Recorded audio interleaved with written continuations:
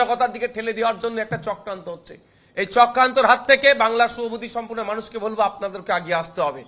স্বচ্ছ ভোটার লিস্টের পক্ষে আইএসএফ, স্বচ্ছতার নামে যেগুলো হচ্ছে এগুলোকে কোনোভাবেই মেনে নেওয়া যায় না। যদি সেটা সিও স্যারের এন্ড থেকে হয়, সিও স্যারের বিরুদ্ধে আমরা আইনত ব্যবস্থা গ্রহণ করব। আর যারা ইলেকশন কমিশনের অফিসার সেজে বিভিন্ন স্তর থেকে করার চেষ্টা করছে, তাহলে সিও স্যারের উচিত হবে তাদের বিরুদ্ধে আইনত ব্যবস্থা গ্রহণ করা, এই সমস্যার সমাধান করা। মানুষ যারা আতঙ্কের শিকার হচ্ছেন বা অন্যায়ের শিকার হচ্ছেন তাদেরকে নিয়ে এসেছি। বাইরেও কিছু মানুষ আছে, আজকে সিও স্যারের সাথে কথা বললাম যে নাজার থানার, মূলত সন্দেশখালী বিধানসভার নাজার থানার বিভিন্ন অঞ্চলের বিভিন্ন বুথে বিএলও মারফত কিছু কাগজ সার্কুলেট করা হচ্ছে। সেখানে দেখানো হচ্ছে কোনো জায়গায় নাম লিখে তার পার্ট নাম্বার, সিরিয়াল নাম্বার, তার নাম, এপিক নাম্বার এবং তার সাথে সাথে নট ইন্ডিয়ান সিটিজেন লেখা দিচ্ছে, কোনো জায়গায় ডেথও লেখা দেওয়া হচ্ছে। এইভাবে করা হচ্ছে। এখানকার মানুষ আতঙ্কিত। আমরা যতটা জানি নির্বাচন কমিশনের কোনো এখতিয়ার নাই এইটা খোঁজা কে ভারতীয়, কে বাংলাদেশি, কে মায়ানমারি, কে আফগানি, এই ধরনের সিটিজেনশিপ খোঁজা। আর্টিকেল 324 নির্বাচন কমিশন পাওয়ার পাচ্ছে ইলেকশনকে কন্ডাক্ট করা, ভোটার লিস্ট স্বচ্ছ করা, ভোটার কোনো অবৈধ ভোটার না থাকে। অবৈধ মিনস যারা এখানে যে গাইডলাইন আছে সেটা, বৈধ ভোটারে 18 বছর ঊর্ধ্বে নাম ইনক্লুড করা, এটা তার কাজ। কোনো নোটিশ করে বা কোনো পঞ্চায়েতে বা বিএলওর মাধ্যমে কাউকে জানানো যে তুমি ভারতীয় নয়, এইটা এর এখতিয়ারের মধ্যে পড়ে না। সেই মতো আজকে আমরা সিও স্যারের কাছে এসেছিলাম। সিও স্যারকে জাস্ট 3টে আমরা প্রতীকী উদাহরণ দিয়েছি আমরা, যে দেখুন 3জন এবং 2জন মৃত, যে 2জন আছে ভদ্রমহিলা আর ভদ্রলোক হচ্ছে মৃত হিসাবে দেখানো হয়েছে, তাদেরকে হাজির করেছিলাম। আর যাকে ভারতীয় নাগরিক বলা হচ্ছে না তাকে হাজির করেছিলাম, জাস্ট 3জন। এতে এই অফিসে তো সবাইকে, বেশি লোককে ঢুকানো যায় না। নির্বাচন আমাদের সিও স্যার তো অবাক হয়ে গেলেন যে এই ধরনের নির্দেশনা এখান থেকে দেওয়া হয়নি। এটাও বলেন তাহলে বুথ স্তরে কেউ এই ধরনের এটাকে একটা ভুল বার্তা ছড়ানোর জন্য এগুলো করা হচ্ছে। আমরা আবার তার প্রতি উত্তরে আমরা তাদেরকে বললাম, যারা এই কাজ করছে তাদের বিরুদ্ধে ব্যবস্থা গ্রহণ করতে হবে। অন্যথায় আমার নামে যদি আমি জীবিত, আমাকে ডেথ বলে ঘোষণা করে দেয়, আমি স্বাভাবিকভাবে আতঙ্কিত হয়ে যাব। আমি ভারতীয় নাগরিক, আমার হাতে 1954 সালের, 1972 সালের, 1964 সালের, 1947 সালের দলিল আছে, আমি বাংশ মনোনয়ন পেয়েছি। তা আমাকে ভারতীয় নাগরিক বলা হচ্ছে না, আমি ভারতীয় নাগরিক নয় বলে দিচ্ছি, তাহলে আমি আতঙ্কিত হয়ে যাব। এই আতঙ্কিত হয়ে গেলে মানে বিপদগ্রস্ত হয়ে যাচ্ছে, আমি বুঝতে পারছি। এই সুযোগে নিয়ে যদি কেউ খারাপ পথে পরিচালনা করে এটা তো ক্ষতি। তাই এদের ব্যবস্থা গ্রহণ করতে হবে। উনি ডিএম স্যারকে নির্দেশ দিতেন যে এগুলোকে খুঁজে বার করা হোক, কোথায় এইগুলো কি হচ্ছে, এবং তাদের বিরুদ্ধে ব্যবস্থা গ্রহণ করবে।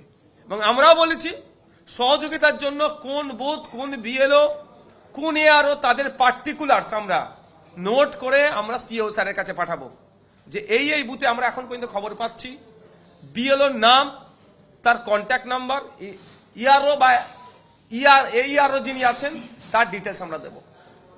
যতটুকু কথা বলে বুঝতে পারলাম সম্পূর্ণরূপে এটা একটা চক্র চলছে, যেটা ইসিআইকে অন্ধকারে রেখে তারা কোন স্তরের মানুষজন তাদের স্ব উদ্যোগে এই ধরনের লিস্ট কম্পিউটারে বানিয়ে পঞ্চায়েতে ঝুলিয়ে বা বিডিওদের হাতে দিয়ে বা আর ঊর্ধ্বতন কোথাও লাগিয়ে মানুষকে বিভ্রান্ত করছে, মানুষকে আতঙ্কের দিকে ঠেলে দিয়ে একটা অরাজকতার দিকে ঠেলে দেওয়ার চেষ্টা করছে।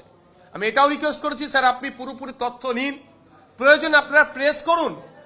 আমি যে সাজেস্ট করেছি প্রেস করুন, প্রেস করে মানুষকে আশ্বস্ত করুন। আজকে 3টে মানুষ যখন গিয়েছিল ভিতরে, এনারা তো ডাইরেক্টলি এফেক্টেড, আমরা ইনডাইরেক্টলি এফেক্টেড। ডাইরেক্টলি যারা, তাদেরকে আশ্বস্ত করেছে এই ধরনের কিছু হবে না, আপনারা নিশ্চিন্তে থাকুন, এ কথা বলেছে। কিন্তু 3জন আজকে জানতে পারলেন। প্রায় 2500-র অধিক এই ধরনের নোটিশ এসেছে, নোটিশ মিনস নামের লিস্ট এসেছে। তাদেরকে আশ্বস্ত করার দায়িত্ব ইসিআইয়ের মধ্যে বর্তাচ্ছে। তা তাদের যেমন যারা আতঙ্কের দিকে, অরাজকতার দিকে ঠেলে দেওয়ার জন্য গাইডলাইনের বাইরে বেরিয়ে এই ধরনের লেখাপত্র দিচ্ছে, তাদের বিরুদ্ধে যেমন ব্যবস্থা গ্রহণ করতে হবে, সাথে সাথে যারা এই ধরনের সাধারণ মানুষকে বিভ্রান্ত করলো, বিভ্রান্ত করার পরে আতঙ্কের দিকে ঠেলে দেওয়ার চেষ্টা করলো, তাদের বিরুদ্ধেও ব্যবস্থা গ্রহণ করতে হবে। এখানে যে ব্যক্তি আছে আপনার আকবর আলী মোল্লা, পিতার নাম হচ্ছে আপনার জামাত আলী মোল্লা, পিতাকে দেখিয়ে দিয়েছে ডেথ, মৃত দেখিয়েছে, আর ছেলেকে দেখিয়েছে কি নট ইন্ডিয়ান সিটিজেন। একেও মৃত দেখিয়ে দিতে পারতো না হলে, মানে এর পিতার মাধ্যমে যে লিঙ্কেজ করবে, লিঙ্ক করেছে, সেটাকে উড়িয়ে দেওয়ার চেষ্টা হচ্ছে।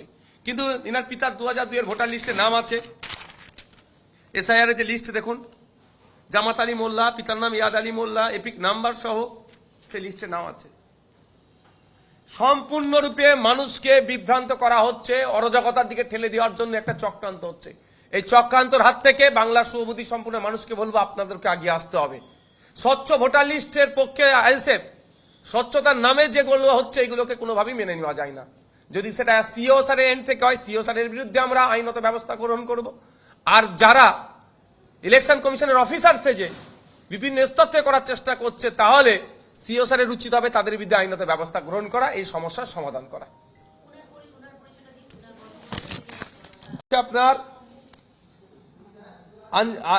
আঞ্জা বিবি মোল্লা, ইনার আমি আপনার কি বলে 2002 এর ভোটার লিস্টের ডিটেলসটা আমি বলে দিচ্ছি। আপনার আঞ্জা বিবি মোল্লা কোথায়, স্বামীর নামটা কোথায়, কত নম্বরে আছে, আচ্ছা এখানে আমি বলেছি, এখানে বলে দিচ্ছি আমি, পার্ট নাম্বার আমি বলে দিচ্ছি। এখানে অংশ নাম্বার হচ্ছে পার্ট নাম্বার 62, সিরিয়াল নাম্বার 282, বিধানসভা ক্ষেত্র নাম্বার আপনার 98, 282 নম্বর সিরিয়াল।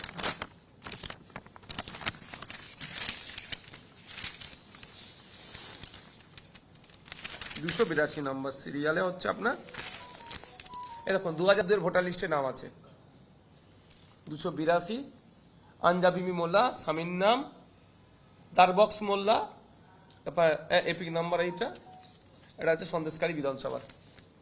কিন্তু উনি জীবিত আছেন, ওনাকে মৃত দেখানো হয়েছে। আপনি যদি ওনার যা ডকুমেন্টস আছে তখন ওনার হচ্ছে SPHH, রেশন কার্ড থেকে শুরু করে যত রকমের ডকুমেন্টস আছে, গ্রামের মানুষ যতটুকু কালেক্ট করতে পেরেছে সেটা নিয়ে উপস্থিত হয়েছে।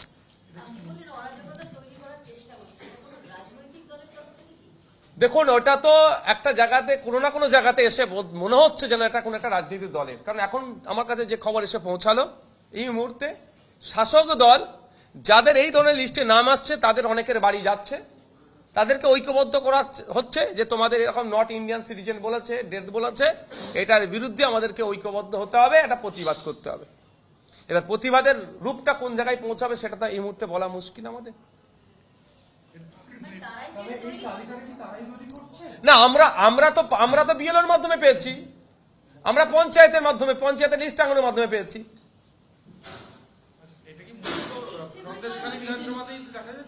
এখন পর্যন্ত সন্দেশখালী বিধানসভা থেকে আমরা খবর পেয়েছি, হয়তো মানে এটা হেভি অংশের প্রায় 2500-এর ঊর্ধ্বে, সেই জন্য হয়তো এখানে এই ঘটনাটা বেশি এক্সপোজ হয়েছে। অন্যান্য জায়গায় কি হচ্ছে এই মুহূর্তে বলা দুষ্কর। তবে শুরুতেই যখন আমরা পেয়েছি এটাকে অঙ্কুরেই বিনষ্ট করতে হবে, কারণ এমনি মানুষ আজকে আতঙ্কিত, তার ভোটার লিস্টে নাম থাকবে